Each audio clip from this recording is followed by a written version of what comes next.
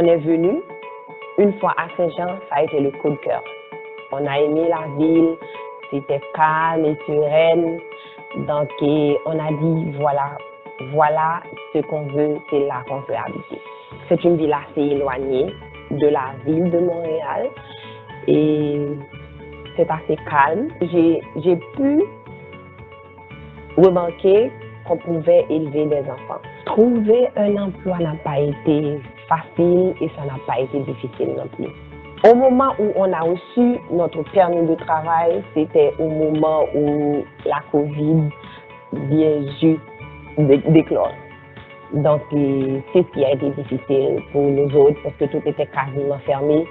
Donc, on n'avait pas beaucoup de choix. J'ai travaillé de par moi-même, ce qu'on m'a appris à faire, ce qu'on m'a dit de faire, je l'ai fait et puis c'est tout.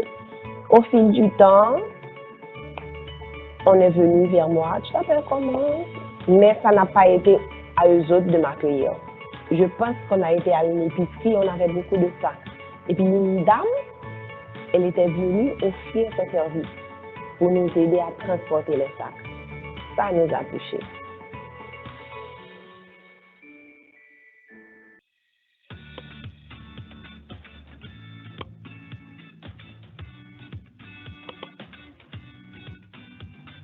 J'ai choisi le Québec parce que c'est d'abord un pays francophone et où il fait bon vivre et qui est très axé sur l'ouverture. Saint-Jean-sur-Richelieu, pourquoi? C'est un concours de circonstances en fait, parce que j'habitais Longueuil pendant 3 ans et depuis 2019, j'ai commencé à travailler à Saint-Jean-sur-Richelieu. Donc ça me faisait beaucoup de voyagements, de disparité entre le marché sénégalais d'où je suis originaire et le marché québécois. Et le Sénégal est un pays francophone, donc une ancienne colonie française. Donc il y a un système qui est vraiment trop hiérarchisé à mon avis.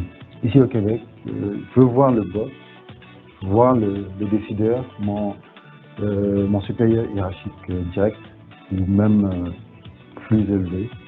Je peux toquer à sa porte, lui parler ouvertement. Effectivement, je suis à la recherche d'un emploi.